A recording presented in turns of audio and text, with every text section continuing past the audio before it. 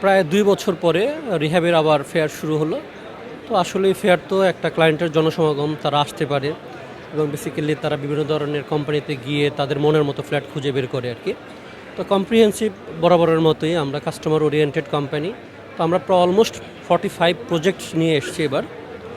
তো সেক্ষেত্রে আমাদের অনেক লোকেশানে মিরপুর, বসুন্ধরা, উত্তরা, তারপর পুরান ঢাকার দিকে Iqbal road, green road, central road, তারপরে আপনার দীনানাথ সেন রোডের দিকে KM দাস লেনে অনেকগুলি লোকেশনে আমাদের প্রজেক্টস আছে।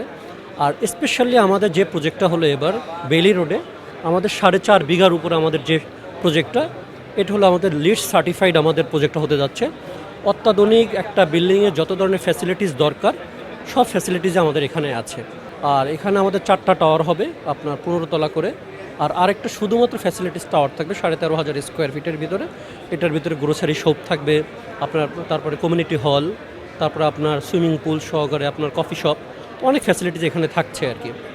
আর কাস্টমারের যেটা এখন তো বর্তমানে ক্রুশিয়াল একটা টাইম, তো ওয়ারকাম করে বেশ মানুষের সমাগম এখন হচ্ছে আর কি। আর কম্প্রিহেন্সিভ বরাবরই একটু কাস্টমার ওরিয়েন্টেড। তো সেক্ষেত্রে আমরা ফেয়ার উপলক্ষে যতটুকু সম্ভব ততটুকু ন্যূনতম একটা বিজনেসই আমি অ্যাপার্টমেন্ট সেল করতেছি আর কি। তো সেক্ষেত্রে ফেয়ার উপলক্ষে আসলে আমাদের চেষ্টা থাকে একটা কিছু একটা ডিসকাউন্ট করার আর কি। তো সেটা নির্দিষ্ট না।